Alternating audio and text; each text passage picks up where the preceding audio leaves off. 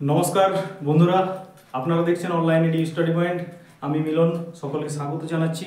আজ আমি আলোচনা করব প্রাইমারি এবং এসএলএসটি ইন্টারভিউর বিষয়ে আলোচনা করব। কিভাবে ইন্টারভিউ নিলে বেশি নম্বর পাওয়া যাবে এবং প্রস্তুতিতে কোন কোন বিষয়গুলি পড়তে হবে, কোন কোন বিষয়ে বেশি নজর দিতে হবে, এখন কি করা উচিত, এখন কোন কোন বই পড়া উচিত, সমস্ত ডিটেলসে বলবো। তো যদি প্রথমবার দেখছেন তো প্লিজ আমার চ্যানেলটা সাবস্ক্রাইব করে রাখুন, তাহলে ইন্টারভিউ সম্পর্কিত যাবতীয় তথ্য পেয়ে যাবেন। তো শুরু করছি প্রাইমারি এবং এসএলএসটি ইন্টারভিউ নিয়ে আর কি কিছু গুরুত্বপূর্ণ কথা আর কি। যারা ইন্টারভিউ দেবেন, যদি ক্যান্ডিডেট হয়ে থাকেন, অবশ্যই দেখুন আর কি, শেষ পর্যন্ত দেখুন, তাহলে বিষয়টা ক্লিয়ার হবে আর কি। তো শুরু করছি। তাহলে দেখো, টেট 2023 রেজাল্ট আউট হয়েছে 24 তারিখে। কত তারিখ? 24 তারিখে। মাত্র 6000 সামথিং পাস করেছে। কত পাস করেছে? 6000 সামথিং। অর্থাৎ পাসের হার খুব কম, প্রশ্ন যথেষ্ট টাফ হয়েছে আর কি, যার জন্য খুব কম পাস হয়েছে আর কি। এরপরে ইন্টারভিউর নোটিফিকেশন কাল রাত্রে জারি হয়েছে আর কি, অর্থাৎ 25 তারিখ। তাহলে 24 ঘন্টার মধ্যেই নিয়োগের নোটিফিকেশন, একটা শর্ট নোটিফিকেশন দিয়ে রেখেছে প্রাথমিক শিক্ষা পর্ষদ। এবং যা শোনা যাচ্ছে, পুজোর পরেই ইন্টারভিউ প্রক্রিয়া শুরু হয়ে যাবে আর কি। ঠিক আছে, তাহলে সময় বেশি পাওয়া যাবে না আর কি। আর ভ্যাকেন্সি কত দিয়েছে? 13,421 প্রাইমারির জন্য আর কি। এখানে কে কে ফাইট করবে? টেট 2023, 2022, 14 যারা চাকরি পায়নি, 17 যারা চাকরি পায়নি। তাহলে সংখ্যাটা অনেকটাই আর কি। মোটামুটি যেটা আন্দাজ করা যাচ্ছে, প্রায় 50,000-এর মতো ক্যান্ডিডেট ফাইট করতে পারে ইন্টারভিউর জন্য আর কি। তাহলে 50,000 ক্যান্ডিডেট আর সিট সংখ্যা কত? 13,421। তাহলে খুব বেশি কম্পিটিশন হবে। তাহলে আমাদেরকে ইন্টারভিউ প্রস্তুতিটা ভালো নিতে হবে। ইন্টারভিউ যার ভালো হবে সেই কিন্তু চাকরি পাবে। বাকি নাম্বারগুলো প্রায় সবার কাছাকাছি আছে আর কি, খুব বেশি ডিফারেন্স হবে না।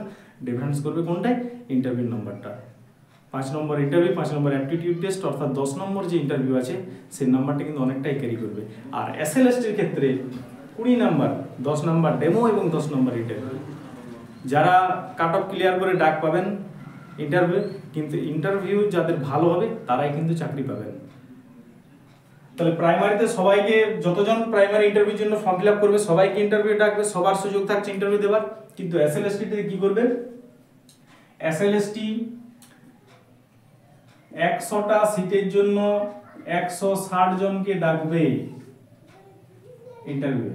ঠিক আছে, তাহলে এই 60 জন বাদ যাবে, 100 জনের চাকরি হবে আর কি।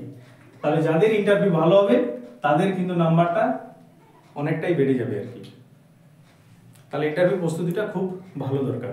তাহলে ইন্টারভিউ প্রস্তুতির জন্য আমরা কি কি বই পড়বো, এখন কি করা উচিত আমাদের, সেই নিয়ে ডিটেলস বলছি। প্লিজ যদি ভিডিওটা ভালো লাগে তো একটা লাইক দিও, বন্ধুদের মধ্যে শেয়ার করে দিও। তো দেখো, এখন কি কি পড়তে হবে এবং কি কি করবে বা কি কি করবেন আর কি, তো আমি তুমি দিয়েই বলছি আর কি।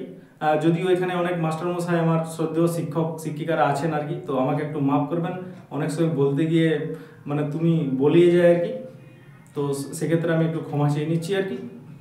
ঠিক আছে, তো প্রথমে এখন কি কি পড়বে বা এখন কি কি করবেন আর কি। তাহলে প্রথমেই যেটা পড়তে হবে সেটা হচ্ছে নিজের বিষয়। এসএলএসটির ক্ষেত্রে সবাই তো নিজের নিজের বিষয়ে পরীক্ষা দিয়েছেন, পরীক্ষায় যে বিষয়গুলো পড়ে পরীক্ষার প্রস্তুতি দিলেন রিটিন পরীক্ষার জন্য, সেই বিষয়টা আবার পড়ুন আর কি।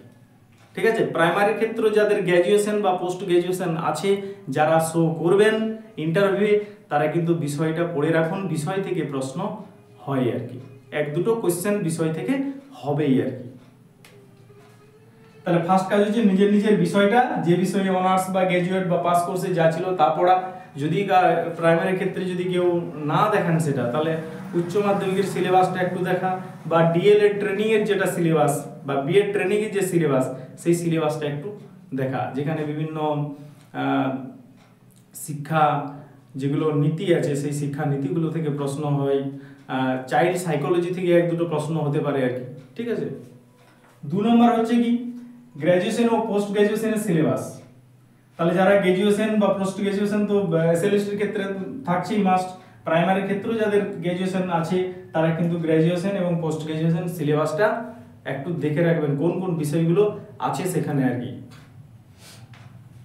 ইন্টারভিউ সম্পর্কিত যে কোনো একটি বই, তাহলে বাজার থেকে ইন্টারভিউ প্রস্তুতির জন্য যে কোনো একটি বই নিতে পারেন, সেখানে কতগুলো ইন্টারভিউ সম্পর্কিত প্রশ্ন থাকে এবং আমিও ভিডিওর মাধ্যমে পরপর তোমাদেরকে যে ইন্টারভিউ সম্পর্কিত যে কোশ্চেনগুলো সেগুলো দিয়ে যাবো, যার জন্য বলছি চ্যানেলটা সাবস্ক্রাইব করে রাখুন। ঠিক আছে, বেল আইকন ক্লিক করে রাখুন, যখনই আপলোড করব পৌঁছে যাবে আর কি। ঠিক আছে, তাহলে যে কোনো বাজার চলতে একটা ইন্টারভিউর জন্য যে কোনো একটা বই কিনে সেটা পড়তে পারেন এবং সেই প্রশ্নগুলোর উত্তরগুলো কেমন প্রশ্ন করছে, উত্তরটা কিভাবে বলছে সেইটা নিজে বলা প্রস্তুত মানে প্র্যাকটিস করুন। মনে করুন প্রশ্নটা আপনাকে করা হলো, আপনি কি বলবেন সেইটা খাতায় লিখুন বা আয়নার সামনে নিজে বলার চেষ্টা করুন, তাহলে জড়তা কাটবে আর কি। ঠিক আছে, এরপরে কি পড়বেন, সাধারণ জ্ঞান, জিকে বা জেনারেল যে নলেজ, একজন শিক্ষকের সাধারণ জ্ঞান থাকা দরকার। ঠিক আছে, তাহলে জেনারেল নলেজটাও আপনাকে পড়তে হবে আর কি। সমসাময়িক ঘটনা, আন্তর্জাতিক বা জাতীয় ক্ষেত্রে সমসাময়িক যে উল্লেখযোগ্য ঘটনাগুলো ঘটছে সেই সম্পর্কে ওয়াকিবহাল হতে হবে। তার জন্য আমাদেরকে কি করতে হবে, নিয়মিত নিউজ দেখা বা খবর দেখতে হবে এবং পেপার পড়তে হবে। ঠিক আছে, পেপার পড়া অভ্যাসটা কিন্তু খুব ভালো আর কি। মক টেস্ট ইন্টারভিউ প্র্যাকটিস করতে হবে।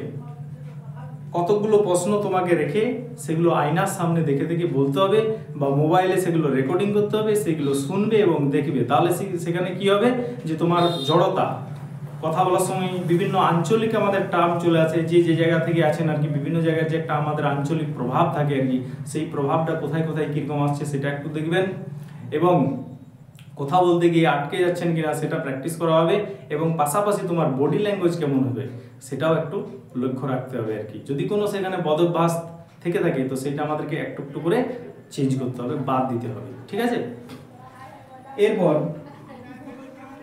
Demo class practice. তাহলে একটা ডেমো, প্রাইমারিতে ইন্টারভিউতে কিন্তু ডেমো লেখা নেই, অ্যাপটিটিউড যেখানে আছে আর কি, সেখানে কিন্তু আপনাকে টিচিং প্র্যাকটিস মানে পড়াতে হবে কোনো একটা বিষয় আর কি, সেই বিষয়টা আগে থেকে প্রস্তুত করে রাখুন, সেইটা বারবার প্র্যাকটিস করুন এবং সেই সম্পর্কিত সেখান থেকে কিন্তু ক্রস কোয়েশ্চেন প্রচুর হয় আর কি। মনে করো তুমি এখান থেকে ভয়েল কনসোনেন্ট পড়াচ্ছ আর কি, ভয়েল এবং কনসোনেন্ট প্রাইমারি ডেমোতে তুমি রেডি করেছো, হঠাৎ করে তুমি ভয়েল কনসোনেন্ট পড়াতে গিয়ে তোমার যারা এক্সামিনার থাকবেন এক্সপার্ট ক্রস কোশ্চেন করতে পারে সেমি ভয়েল কোনগুলো, জাস্ট একটা এক্সাম্পল বলছি আর কি। তাহলে পাশাপাশি সম্পর্কিত কি আর ক্রস কোশ্চেন হতে পারে সেখানে, সেগুলো কিন্তু দেখে যেতে হবে আর কি।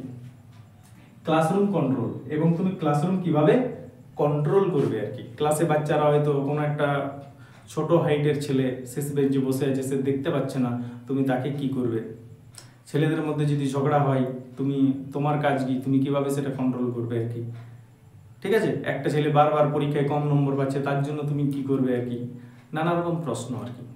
প্রথম দিন ক্লাসে গিয়ে তুমি কি করবে আর কি, তো এইসব প্রশ্নগুলো থেকে থাকে আর কি। তো এইগুলো একবার দেখতে হবে আর কি। আর ডেমো ক্লাসটা একটা রেডি করুন, নিজে নিজে সাবজেক্টের যেটা ডেমো ক্লাস সেটা বারবার প্র্যাকটিস করুন আর কি।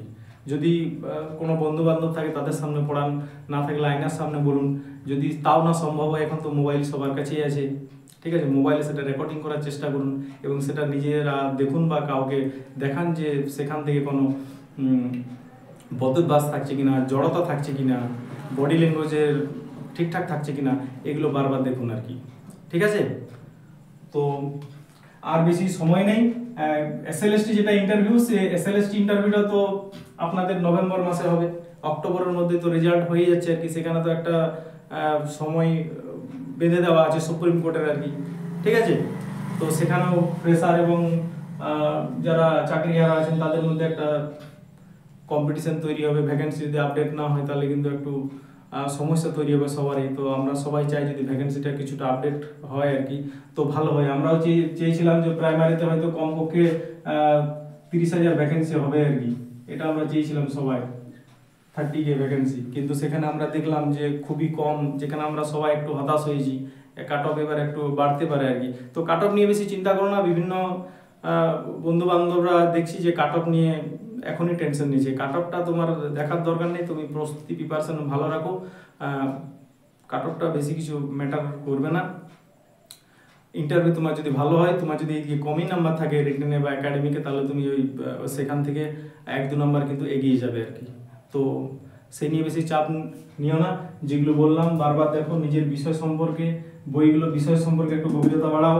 গ্র্যাজুয়েশন পোস্ট গ্র্যাজুয়েশন সিলেবাস দেখুন, ইন্টারভিউ সম্পর্কিত যে কোনো একটি বই পড়ে সেগুলো পড়ুন, আনসারগুলো দেখুন, সাধারণ জ্ঞান যেগুলো আছে একটা বই পড়তে পারেন, এবং যে স্থানে আপনি আছেন সেই স্থানের যে জেলার, সেই জেলার যে ইতিহাস আছে, পশ্চিমবঙ্গের ইতিহাস বা আপনার জেলার যে ইতিহাস, সেই সম্পর্কিত কোনো স্থানীয় লেখকের একটা বই পড়ুন আর কি। সেই সম্পর্কিত প্রশ্ন হতে পারে যে আপনার কাছাকাছি কোনো ঐতিহাসিক স্থান আছে কিনা, লেখক, কবি, সাহিত্যিক, সেগুলো থেকে প্রশ্ন আসে আর কি। সমসাময়িক ঘটনা তো যেগুলো আমাদের ন্যাশনাল লেভেলের, ইন্টারন্যাশনাল লেভেলের গুরুত্বপূর্ণ যেগুলো ঘটনা ঘটছে, বিখ্যাত ঘটনা, সেগুলো আমাদেরকে মনে রাখতে হবে আর কি। হঠাৎ করে সেখান থেকেও প্রশ্ন করে দিতে পারে, কারণ একজন শিক্ষক যিনি হবেন তার সমসাময়িক ঘটনা সম্পর্কে, সাধারণ জ্ঞান সম্পর্কে তিনি ওয়াকিবহাল হবেন আর কি, নলেজ থাকা দরকার আর কি। তাহলে সেখান থেকেও কোয়েশ্চেন হতে পারে আর কি। আর সবচেয়ে বড় কথা যে ইন্টারভিউয়ে কী প্রশ্ন করবে কারো সঠিক জানা থাকে না আর কি। যারা থাকবেন তাদের মাথায় যেগুলো আসবে সেই প্রশ্নগুলো করবে, কিন্তু কতগুলো কমন প্রশ্ন থাকে যেগুলো থেকে 1-2 প্রশ্ন করবেই, সেগুলো আমি নেক্সট ক্লাস নিয়ে আসবো এবং আলোচনা করব। তো ঠিক আছে, ক্লাসটা শেষ পর্যন্ত দেখার জন্য অসংখ্য ধন্যবাদ। Thank you so much. সবাই প্রস্তুতি রাখুন। Best of luck. ওকে।